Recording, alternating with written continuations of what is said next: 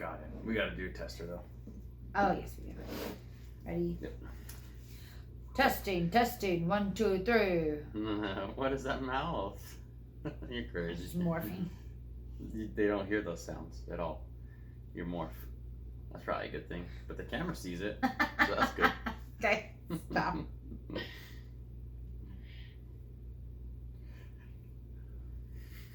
Testing. 1, 2, 3. What is that mouth? You're crazy. Just morphing. They don't hear those sounds at all. You're morph. That's probably a good thing. But the camera sees it, so that's good. Okay, stop. Let's do this. 2 taps. Cool. I say let's go 2 taps, right? 1, 2, and then to the other side, bam. And then we can wiggle. And then we go, no. Wiggle, and then come up, and then, and then down. That's too much. I'm trying to make it like a quick one. Like a... Now we're done. Our handshake is on video. Now you can never forget it. Never forget it. I might be a little tired, so this shaking get weird. Nice. You ready? Mm-hmm. Stop. And hello, everybody. Welcome back to the Strength with Donuts, Deadlifts, and Discipline podcast. Man, that flowed really well. Smooth. I'm getting used to it. It only took me 14. No, it's only been a few. Whatever. That we've changed the name. Yeah. Anyways, welcome back. Hello, everybody. Thanks for joining us. Thanks for being here today. On whatever day you choose to come and listen. So today we wanted to talk about something that we do with our athletes. We, do with ourselves whenever we're trying to learn something new, whenever we are rebuilding or relearning, just good general practice. I think it's just a good information to get out there for anybody learning, anybody who wants to get into any sort of lifting, potentially powerlifting, weightlifting. Definitely weightlifting. Anything regarding a barbell. Yeah. Or just lifting in general. Mm-hmm. And anybody restarting like myself. It's just good general information. Even, other coaches or trainers, what have you. I think it's just good general information to share with others. Yeah, we feel like so it's the idea of enough beating around the bush. I think we've kind of drum roll, please. Little Brooklyn Nine-Nine reference there. Yeah. Anybody if you don't watch Brooklyn Nine-Nine, please watch. It's the best. But anyways. You're stupid. Anyways, it is the idea of earning your barbell. And like we were saying, we do that with, our athletes especially. We do that when we're trying to learn new things ourselves, when we are relearning something, anyone going through rehab, anybody who is just brand new to lifting in general. It's just a good, practice principle to do. Because I think, and with the idea in mind of just because you can doesn't mean you should. Just because you can lift a barbell, you have access to it, you can, doesn't mean you automatically should go and squat with a bar if you don't know how to do a bodyweight squat. Right. Or if you should go and deadlift with a bar if you can't do a proper hip hinge, which we have a video for if you want to learn how to do a hip hinge. Yeah. Learning your barbell, and sometimes it's an ego punch for a lot of people, especially if they have background in lifting, if they lifted before, or people who are a little older who lifted when they were young and then come back and want to start lifting again. They're like, oh yeah, I used to lift 500 pounds, you know the type. And they think that they can do that again. Right. And that's just not the case. We always have to rebuild, even taking an extended period of time off, like in my case, and you have to earn the fucking barbell back. Right. You don't just... I don't get it back. You don't just take off, or you're inconsistent for a year and then expect yourself to be able to be putting up the same numbers or reps, even move the same as you did a year ago.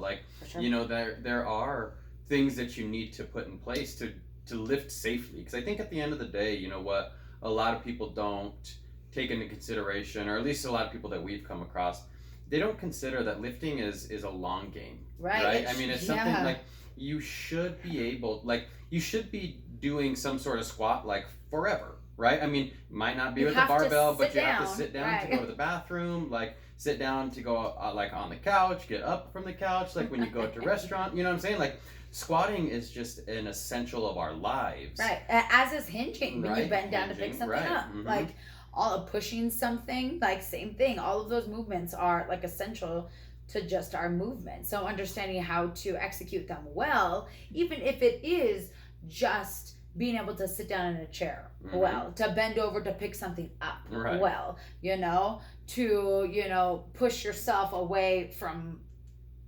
something, someone. I was gonna go a little different, Yeah. but thank you. But no, like again, the idea of lifting and what we feel like lifting is, like what it provides to you is something that you can do forever, right? And I think it kind of gets twisted, you know, with social media influences and so many like, you know, like local competitions, just going to gyms, like local competition for any sport, ego competitions in the gym, outside of the gym, on Instagram, you know, like, or in like high school weight rooms. Like not every high school coach, like weightlifting coach, knows what they're doing. They'll just give you not a barbell every youth coach knows Right. what they're doing in regards to They'll weightlifting. You know, we've Mhm. seen a lot of youth athletes to where, like, I mean, I've seen this shit on Instagram as well. Like, as with, you know, the youth athletes that I've coached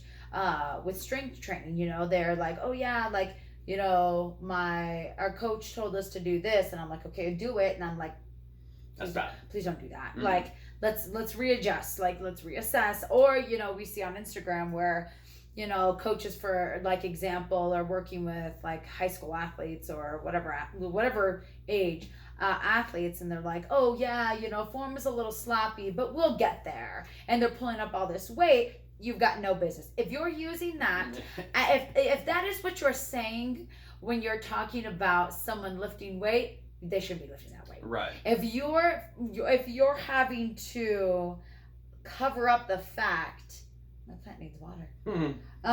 If you're having to cover up the fact that the lift doesn't look well and that their form is sloppy, they've got no business lifting that amount of weight. Right. None at all. I don't care who you are. I stand firmly by this. Like, there's no reason to have anybody, whether they're youth or like elderly athletes, lift weight with shitty form. You're asking for an injury. Right. Asking for it. Right. It doesn't matter if it's now but it will happen later, because I mean, at the end of it, what you want to do whenever you're learning how to execute, we're gonna like use squat, bench, and deadlift. I mean, you can throw in yours if you want to too. Going to. I'm gonna use squat, bench, and deadlift because I don't know how to go through your lifts yet. You know, like, I want to make sure that when I'm coaching, when you're doing a squat, for example, if you can't go full range of motion and your back is arching over when you go down to squat, and you're kind of in a good morning type of position to where your ass is out and, you know, your knees are barely bent, and that's kind of how you're squatting, like, you've got no business putting a bar on your back. It's zero. Like, you don't even have business putting a dowel on your back at that point. No weight. You should have no weight. Or Right. like, if your knees are valgusing in, you know, if you're having, I mean, I've seen with a lot of men, they'll come onto their toes a lot and their heels will lift up Mhm. the floor just with the body weight squat, you know. And this is things that I've seen in my years of coaching, is the different types of squats that people have, and no two people are going to squat the same. They might have similarities, but they're not going to be the same. But every person can have their best squat. Everybody has the yes. potential to have their Yes. own best squat. Absolutely. And that And- takes time to learn. Mhm. Like, granted, you can take things from Instagram and take things from other coaches and do all this stuff, but no one is going to know what your proper squat looks like other than you. You're going to be able to feel it, to see it, to do it. And if something feels off, like, that's why whenever I'm coaching somebody, like, how does that feel? Let's widen your stance. How does that feel on your hips? How does that feel on your knees? How does that feel? Does that feel awkward for you to get like into depth? Or Right. is it, does it feel better? Like, those are the type of things that I ask people so they can feel how it feels to be in a better position for them. So, because if they're not getting down to even close to parallel, like, that's my first goal. So you have no business having a barbell on your back. Right. If you can't get right. And coaches, you have no business giving them a barbell to put on their back or any weight for any reason if they can't execute a proper squat. Right. There's a lot of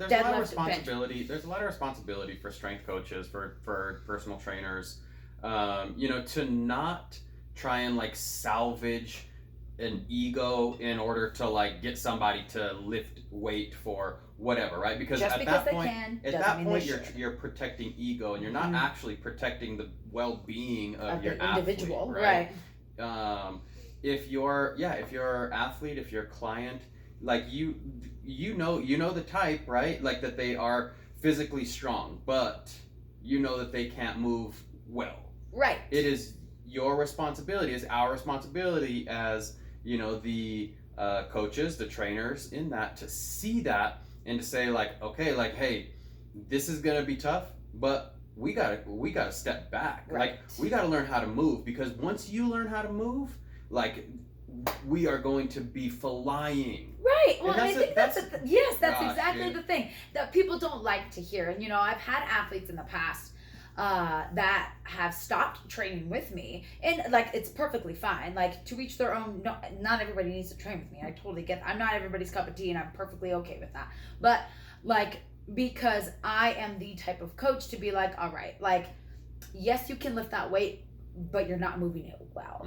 Your back is coming up, and it's your lower back. That's where we have a lot more injuries. Like with deadlifts, for example, we need to back off. Like, I want you to watch this part here. I want you to do more hip hinges to work on that positioning that we're getting in, because that's where you're coming out, Or if I see cat backing, to be like, well, and I mean, a lot of that time, whenever I see those things, they're form breaking down, whether squat, bench, or deadlift, or any lift for that matter.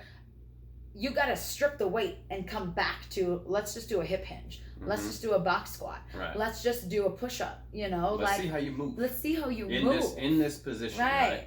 And people don't like it. They don't like it. Like, I've had people quit and move from coaches, or be like, oh, come up with an excuse to be like, oh, I can't train with you anymore, bye. And then I see them with somebody else, and I get it. Like, I'm not offended by it at all. No. But I think it's an ego punch. Whenever somebody tells you, you need to fix this, or this could look better, or let's strip the weight, especially with lifting. Especially with lifting, you have to take a step back. It hurts. You can't lift with this weight anymore. I'm going to bring you down. Yeah, you were just doing 225, but I'm going to bring you back down to 65, because we need to work on that bottom position of your deadlift. And until you get that pull and your back isn't coming up, then this is an example, like, we're not going to go up any further than that. You got to earn your barbell. You got to make me feel comfortable in training you, because at the end of the day, too, I am teaching you. And you are coaching your athlete. You are coaching your, client, however you refer to those people.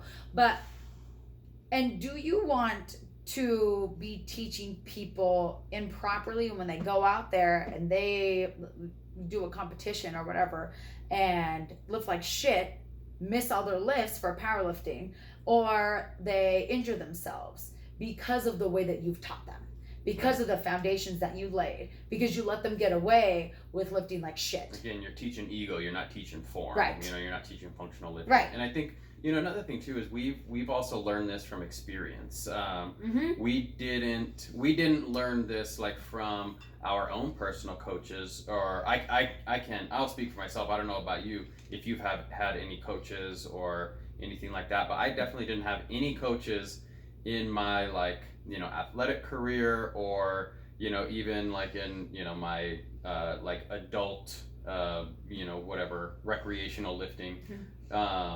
I've never had any of them to be like, hey, let's take a step back and let's do that. Like, I've had to do that on myself. You've done that much more for me than anybody, but I've also had to do that for myself. And I know you're working through it now, but the thing is, like, we know from experience, it doesn't feel good to be like, oh shit, like, really got to take a step back, because I'm lifting like shit right now. Well, and for me, it's a lot of like, I can feel, I get injured if I lift with my ego. obviously. And majority of people do. Some people won't, like, for a while, and they'll be able to get away with it for a while, but it'll happen eventually. Right. It's just a matter of time. Like, it will happen. And how long do you want your lifting career to be? And I also think that it could be more severe the longer that you go along with that shitty form or this shitty base. But for me, like, I like to do that because it's like I'm a bit of a perfectionist when it comes to lifting. Like, I expect my lifts to be fucking pristine. Your perfectionism only, like, is for you because you understand that whenever other people. No, the like, I don't want to call it like obsessive perfectionism, but like, you know what I'm saying? Like, whenever you're coaching athletes and stuff like that, you know, there is wiggle room, you know what I'm saying? Not like terrible amounts. Like, we want things to be like very good because we're trying to teach like the form, but you critique yourself harder than anybody. That's what I'm trying to say. Well, I critique myself in that way because I want to, if I can I'm not built for lifting, like I've said. If I can fix myself and if I can make sure that I have good form, I can fix anybody else. I know that I can. I'm not built for lifting. So I know that if, like, I can figure out how to do it for me, I can do it for everybody else. But I think I hold everybody else to a pretty high standard in regards to lifting. You do hold them to a pretty high standard. Like I'm not gonna let them, but I'm not gonna let them lift like shit. No, you don't let people lift with your ego. What I meant to say, I did a bad job of saying you hold yourself to a higher standard than everybody else. I disagree. I think the way you critique yourself is harder than the way you critique other people. I don't agree at all. I want all of my lifters to lift at the level that I lift, with that level of pristine form that I lift. At least that's what I think whenever I coach people. I want people to be able to do a gorgeous ass squat like I can. Right. I can squat. But like I don't think you let you I'm not going to beat them up the way that I beat myself up. No. Yes. Like, you are. I think I'm harsher on myself. That is what I am. Yes. I'm much harsher. Like, I will pick apart every single part of my squat, from my wrist placement, shoulder placement. I mean, granted, I look at all these things too when I train people, but I'm harder on myself. Yes. But but it's not that I'm not saying you're lax on your athletes, because yes, you're you not. Are. No, I yes. am not. I am not saying that. You are very and incredibly critical, like, to a point of expertise, like, to... For any of my clients who are watching, any of my athletes, be ready. No, dude. You can thank him. No. You can thank him. Be ready. What I'm saying is you are harder on yourself than anybody else. That's all I'm saying. I'm offended, dude, and you fucking hit it. You're so hard on yourself. You expect like, you know, perfection from your athletes. Yes. You do, but you hold yourself to like above. You critique yourself more than anybody else. That's all I'm saying.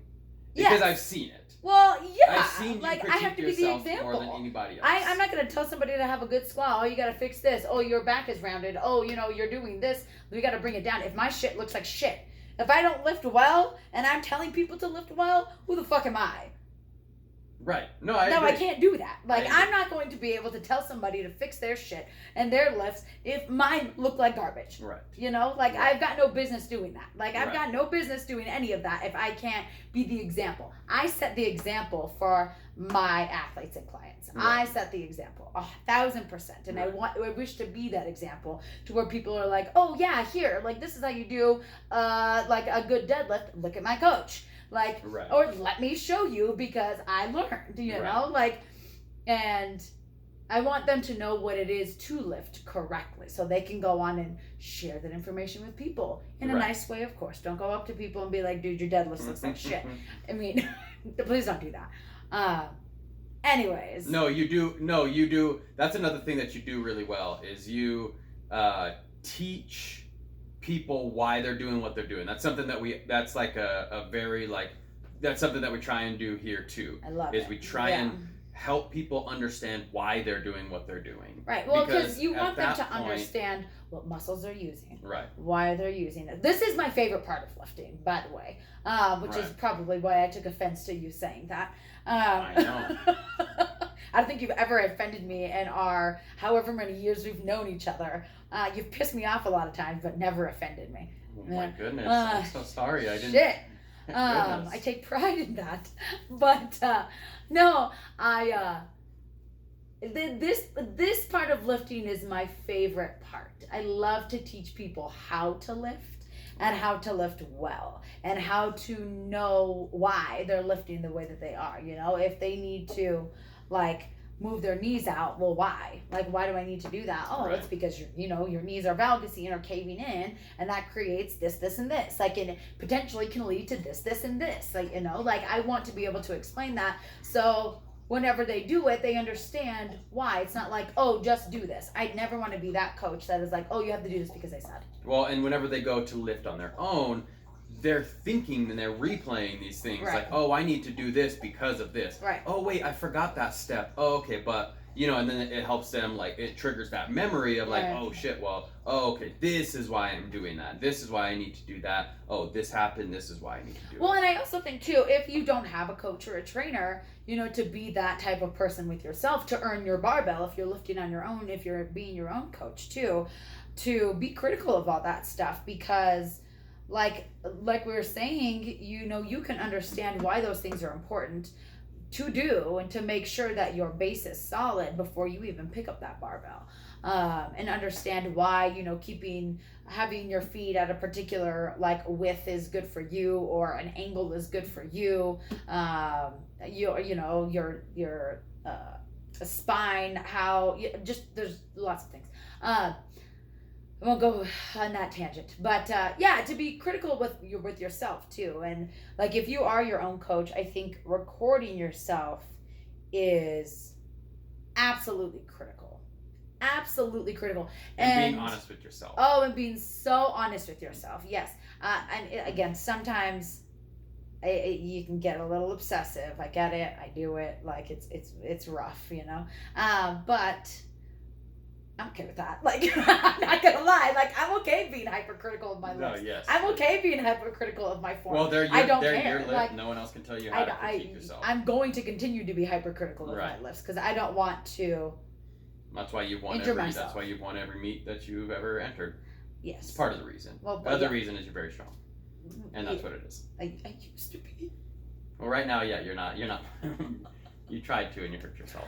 Anyways. Again, because You I didn't- didn't. It's because I didn't earn my barbell back because I was inconsistent. I was like, I can lift this weight. Mhm. Like, and it was a nice ego check because I hurt myself because I didn't think And like. you did and like you were saying earlier, you were able to lift the weight. That Yes. wasn't the problem. Just because I could, like Right. I could do it doesn't mean that I should do it. Right. And I was gonna do more. And Like again, that's like, I think- so stupid. I think that's one of like the best things about lifting, but also the hardest things is that like lifting can give you so much confidence. It really can. Like it really can. Like it's such a confidence builder. But it can fucking humble you in a But- hot second. Right, but that confidence can turn into like an egotistical thing very fast. Like Well, or it just can thinking turn- that you're above because you've done it for so long. In my case, again, speaking from experience, just because I'm good at deadlifting. And it's Like not like- deadlifting is my shit. Like I am. I'm a damn good deadlifter. And I Like think even at the time you were still getting in maybe like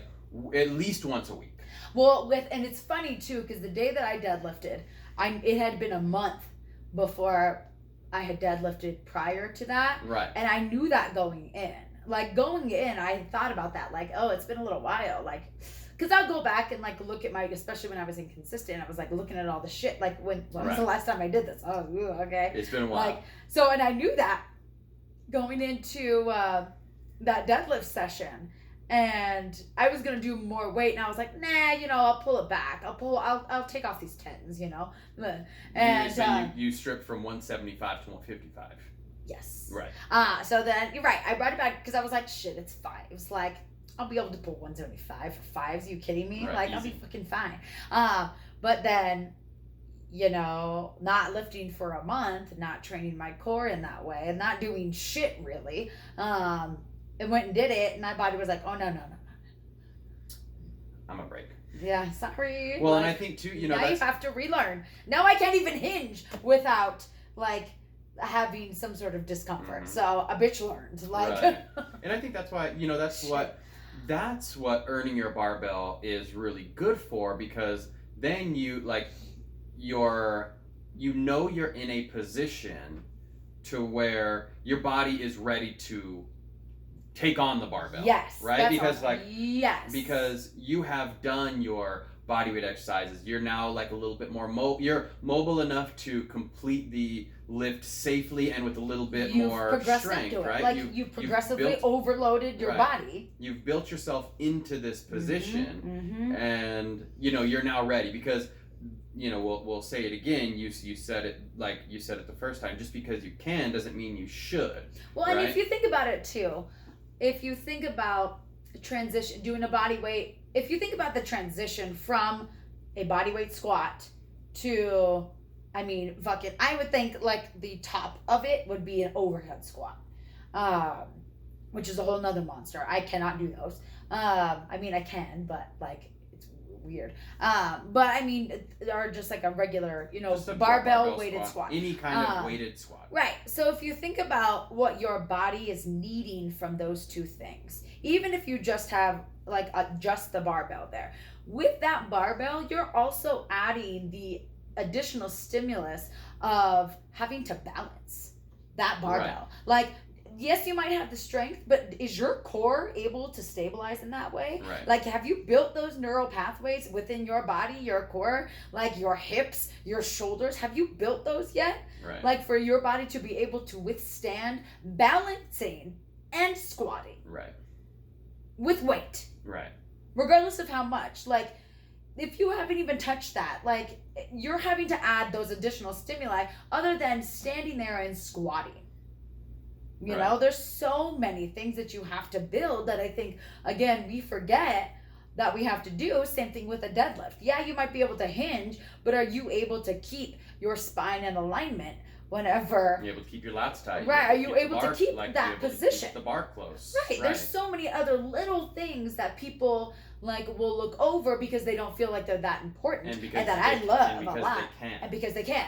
Right, just because I you think can. the deadlift is the best one for like ego, because like, you know, in layman's terms, picking something up off the ground, right? But there's so much more that goes into it. And if you want to do it safely and you want to make sure, like, that's why for a long time deadlift has a bad, and probably still does. I mean, I just think people they're bad for your back. The group that, you know, the people that we talk to and our athletes, like, that's just not. It's just wrong. But like there was a stigma about deadlifts that like, oh, they're so bad for your back. Especially for like the older generation. You better be careful with deadlifts, you're gonna hurt your back. I was like, well, you suck at it. Like you never learned how to do it. Like, so yeah, they're bad for your back. Like, well, we've had people too, like who were like, oh yeah, you know, to do the deadlift, you want to lift with your back. No. Like, please don't. Like your back's gonna be involved. If you lift with your back, but if you lift with your back, that's not going to be good. No, like you will be hurting. Right, but that's why. That's where it gets the bad stigma from, right? And I think, you know, exactly what we started this conversation with. These people didn't earn their barbell, right? The people who think deadlifts are bad for your back, they didn't earn their barbell. The people who think squats are bad for your knees are. Or they didn't earn their barbell. You know what I'm saying? Like, right, they don't know how to perform a full squat. Right. Lifting is progressive. It's progressive. It's functional. Yes. Like, you know, like your body is able to move in these ways. Now, you know, with the asterisk of if you have like physical limitations or you have any of those things, but you know, like if you are able, your body is designed to move in these ways, to hold, our body is meant to be tense, to use your muscles, your joints, your ligaments, and to move through these full ranges of motion.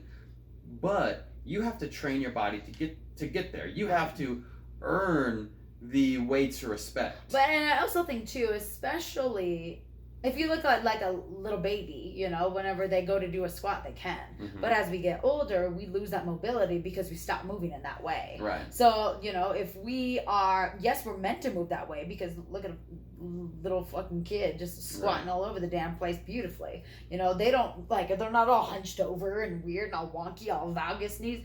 Although I kind of was, but because my feet were all messed up. But, like, right. We all come with our specific little things. That's an asterisk. Right. So, right. You know? Yes, but like, and as we develop those bad habits, they're not just going to go away. Like, we have to learn to like train our bodies to help them get back into alignment so that we can like perform those movements well. Right. Without pain, without discomfort, without, you know, hurting ourselves. Because I mean, and two, why are you exercising to begin with? Like, you know, you should be exercising and lifting to feel better, to move better, you know, to have more strength. Mm-hmm. And if you're doing it half-assed with shitty-ass form and like you're hurting yourself, you're doing the opposite of what exercise and lifting should be doing in the first place. Well, like, again, you're lifting your ego. You're not like... But you're undoing what you're going there to begin with. Like, you're always like, yeah, I want to get healthy. Like, yeah, I want to get strong. Like, yeah, I want to do all these things. But like, and then you go and you do a squat that's all shitty and like you're hurting yourself. Like, you're not going to get strong. You're going to get broken. Right. Like, your ego's gonna get strong. Your ego's gonna get real strong, and it picks that thing up real fast, and it runs with it, and it will absolutely take over. And especially like the newbie gains are fun too. Well, newbie gains are always tough because like you go from not doing anything. But again, like this is where and why it's so important to teach people who are just beginning the basic fundamentals of the exercise. Right. If your coaches are not, newbie gains are going to happen. Yes, absolutely. If your coaches are not teaching, if you're brand new and your coaches or trainers are not teaching you how to move, and are just throwing you under a barbell to lift, please get outside help. If like it's somebody else, fire that coach, fire that trainer, whatever. Get you something else, like, because you're gonna get injured. You're doing yourself a disservice. Find somebody who actually gives a shit about the fundamentals and is going to help you with that, because it's not going to be a good time. Right. Like, and it's all they're doing is trying to like stoke your ego, stoke their ego. Like, you're going to end up hurt. Like, you might not right now, but eventually you will. Right. Like, it's only a matter of time. Like, you're better off. And then let's just say you do get hurt, and then you want to go back to it, but you never learned how to lift. Right. The thing is, like, you have to learn the fundamentals first, and then, like, newbie gains are going to be there, and they are going to be there regardless of if you learn or not. They just are, because if you go from not lifting to lifting, that is you're only can go up, right? And to think about this in another way, like, if you learn shitty, so say like you learned shitty form to begin with, all right, you had a coach, a trainer, or whatever, and you'd never lifted before, you know, you came in, they wanted you to squat,